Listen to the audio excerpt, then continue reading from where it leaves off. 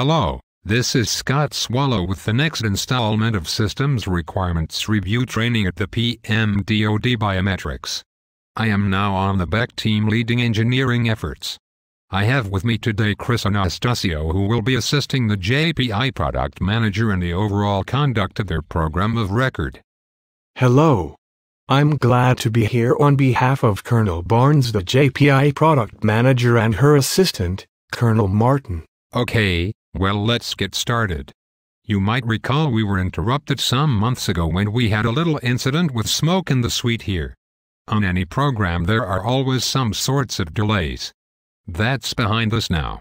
Both the Beck and the JPI programs will conduct SRRs in the next few months. One of the key points to remember is that engineering and technical reviews are event-driven, not schedule-driven. That's right, Scott. We have to say that. Otherwise Glenn Logan will jump in and quote chapter and verse of DoD 5000 on us. You would rather not have that happen. You can say that again, Chris. We have to say that. Otherwise Glenn Logan will. Okay. I didn't mean that literally. Let's move on now. The Defense Acquisition University has published a checklist for assessing readiness and progress for SRR conduct. It was originally developed by NavAir. It is 49 pages. Ha. We confused Glenn with the 75-page checklist, saying there was a different checklist from POEIS. Well, Glenn says you are a knucklehead because that was a checklist for system functional review and you made the JPI team waste 5 minutes in our kickoff meeting generating an action item to investigate the different page counts. He's quite steamed about it. Actually, he said he wouldn't get mad, he'd get even. I wonder what he has in mind. Okay, I'll let him off the hook for lunch, but we digress too much. So we take this checklist and use it before, during and after the review to assess how well we are executing the engineering and other tasks.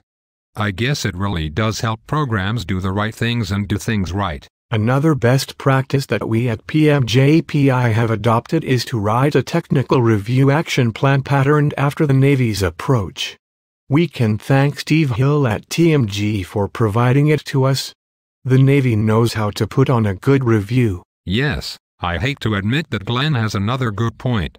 The TRAP lays out the details of the review chair, the technical review board, the agenda, the program-specific entrance and exit criteria and other essentials. You know, Scott, we've been talking for 2 minutes and 50 seconds and we haven't mentioned Jesse Duenas yet. He's diligently looking at the Tier 1 and Tier 2 document lists to ensure that all of the programmatics fall in place. This is much more than just the statutory, regulatory and policy documents. It is virtually everything a program needs to disclose to the Milestone Decision Authority at Milestone B to ensure the product manager has her ducks in line. As Colonel Martin would say, for the good of the group, at the end of the day, you have to eat a sandwich. You need to drive it like you stole it. Meaning, programs are a lot of work and must be thoughtfully documented. Well, Chris, I think it's time to go. Actually, Scott, it's go time. Okay, folks. We will see you in the next installment.